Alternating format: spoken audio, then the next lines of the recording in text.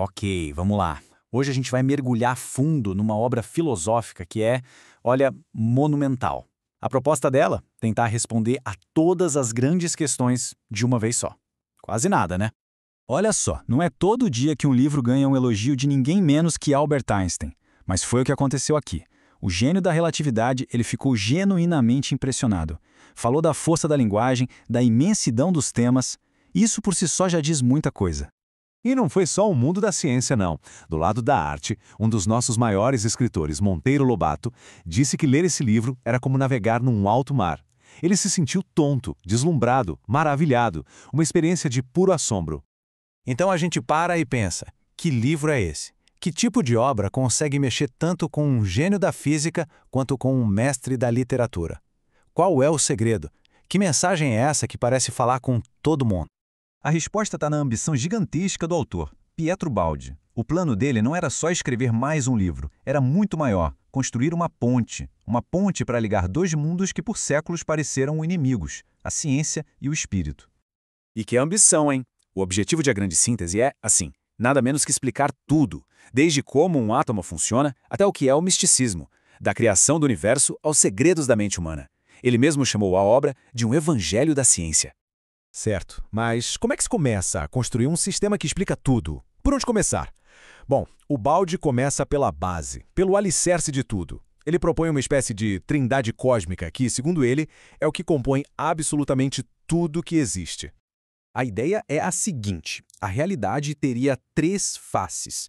Primeiro, tem o alfa. Pensa no alfa como a ideia pura, o espírito, a lei por trás de tudo. Depois, essa lei precisa de um empurrão, certo? Aí entra o beta, a energia, a vontade, o movimento. E quando essa energia se manifesta, o que a gente vê? O gama, a matéria, a forma, o mundo concreto. E o mais fascinante é que isso não é um processo de mão única, é um ciclo. O Baldi chama isso de a grande respiração do universo. O espírito, alfa, expira e vira energia, beta, que vira matéria, gama. Mas depois, a matéria começa a jornada de volta. Ela inspira para se tornar espírito de novo. É um fluxo constante, um ciclo sem fim de criação e retorno. Beleza, então o universo respira. Mas como é esse movimento? Qual o formato dele? Entender essa forma é o pulo do gato para sacar a ideia de progresso que o Baldi propõe. E aqui está a grande sacada. Para o Baldi, a evolução não é uma linha reta, daquelas que a gente desenha na escola. Não, a evolução é uma espiral. E ele via esse padrão em tudo, nas galáxias, nas conchas, no crescimento das plantas e, principalmente, no desenvolvimento da nossa própria consciência. E qual a diferença? É total. Pensa assim, na linha reta, a gente só vai para frente e esquece o que ficou para trás. Na espiral, não. O caminho volta para perto de onde já esteve, mas num nível mais alto. É como diz a frase, para avançar, às vezes tem que dar um passinho para trás, demolir o que não serve mais e reconstruir algo melhor no lugar. É um ciclo de criar, destruir e recriar, sempre subindo. Certo, então a gente já sabe que o universo respira e que a evolução anda em espiral. Mas que caminho essa espiral desenha? O livro traça uma jornada que é sinceramente de cair o queixo. Começa lá na energia mais básica e vai até a consciência mais alta que a gente pode imaginar. Olha só essa jornada. Tudo começa com energia pura, o beta. Aí essa energia se condensa e vira matéria, o gama, desde o átomo mais simples até os mais pesados. Dessa matéria, num certo ponto, brota a vida. E para que tudo isso? O objetivo final seria a criação da consciência, o retorno ao alfa. E não para por aí. O próximo passo dessa escada é o que ele chama de superconsciência.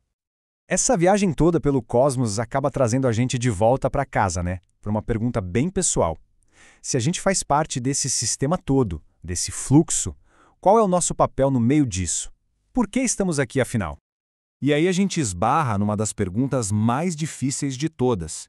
Se o universo é governado por uma lei perfeita, por que existe tanta dor? Por que o sofrimento existe? Parece uma contradição, não parece? A resposta que o Baldi dá é, no mínimo, surpreendente. Para ele, a dor não é um erro no sistema. Pelo contrário, é uma ferramenta. É como um despertador para a alma que está parada na inércia. É a pressão necessária que nos força a construir a consciência.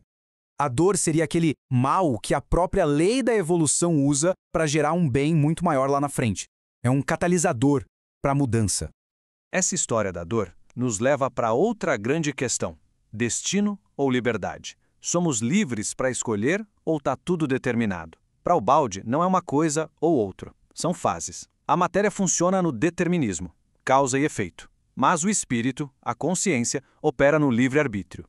E a nossa jornada evolutiva é exatamente essa: sair das garras do determinismo da matéria e conquistar cada vez mais a liberdade do espírito.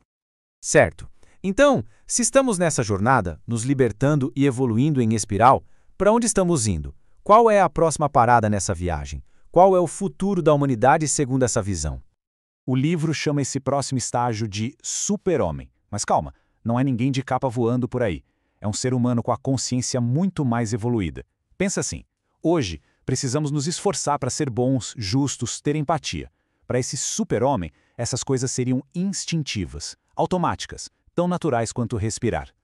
Essa mudança é uma virada de chave gigantesca na própria lei que rege a vida. Estamos saindo da lei da selva, da luta pela sobrevivência, do cada um por si, e caminhando para uma nova lei, a da colaboração. O futuro seria governado por essa lei super-humana, onde o egoísmo e a agressividade simplesmente não fariam mais sentido. E é aqui que tudo se amarra. A grande mensagem é esta: o próximo grande salto da evolução não vai ser no nosso corpo, não vai ser físico, vai ser por dentro, no espírito. O trabalho de verdade, a nossa grande missão agora, é uma transformação interna, de reformar os nossos instintos mais básicos.